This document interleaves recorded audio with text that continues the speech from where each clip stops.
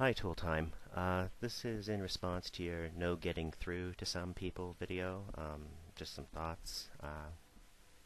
Well, I believe that social strife and our ability to empathize with some more than others are all integral parts of normal human beings. I think we have learned nothing from scientific inquiry when, either in theory or in practice, we carry on as if human nature does not exist. Uh, Societies of all sorts, from elitist cliques to organized religions through to modern nation states, however ostensibly enlightened, are all still operating within this social biological paradigm of humanity. Um, Such things are really just extensions of primeval tribal social circles that our ancestors lived in for the vast majority of human history. Um, this would have been a climate in which our reflexive hostility towards outsiders would have been repeatedly rewarded. Um, and we're products of this. Frankly, modern society or even civilization itself has scarcely existed in human history. Um, it's had practically zero chance, for instance, to affect natural selection. So this is what we're working with. Whether conscious of it or not, this is what's defining the game and how it will be played.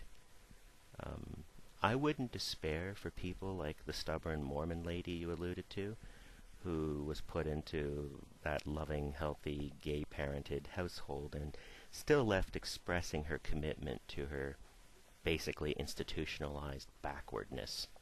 Uh, but the fact is, the truth always wounds the conscience. So even when people are not prepared to make an admission of such, things like those kind of exposure experiences are still of value. Um, See, that woman's problem was ultimately she was being asked to leave her tribe. Um, that she was not prepared to do this for a number of very real social reasons should not be surprising to any of us. But it doesn't mean that such efforts to enlighten people through this kind of exposure to their common humanity with those they regard as others or the other, I don't think that's a waste of time.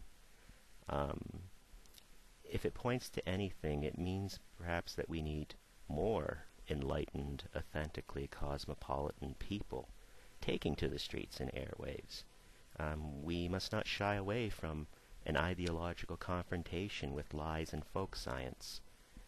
Um, and part of that is a rational process of exposing and debunking, basically undermining the much believed but utterly non-existent authority of dogmatic institutions, which socially and emotionally are disabling people from using their common sense, like in the case of that Mormon woman.